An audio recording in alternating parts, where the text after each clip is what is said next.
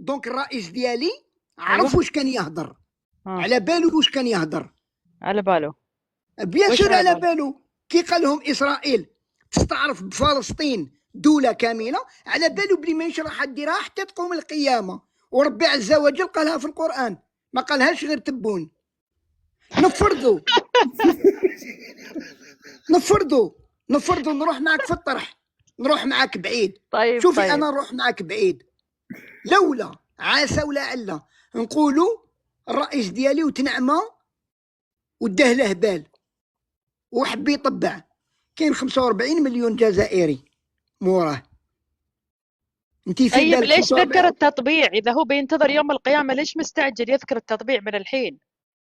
ليش يبي يطبع الحين؟ ليش يبي الاخت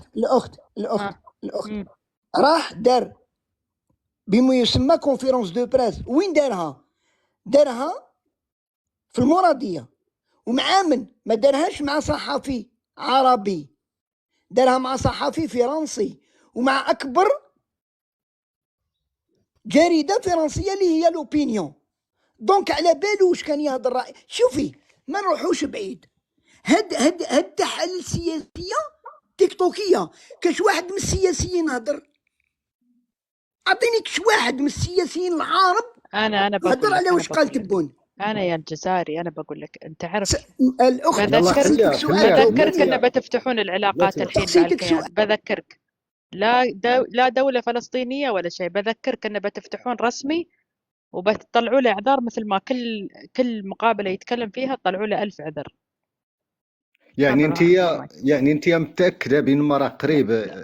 اكيد للمصلحه العامه، بدل هو قاعد من تحت الطاوله صار له 30 سنه، خلي من فوق الطاوله يقول خليني اسوي عمري ان انا البطل اللي حطيت الشرط اللي ما حد حطه، ما حد يعرفه بالعالم، هو اكتشف الشرط هذا الخطير ان قيام دوله فلسطين. يعني هذا اعتقد دول العالم كلها تطالب بقيام دوله فلسطين، طالبوا فيها في كل المحافل، ما هم تبون اللي طلب بس.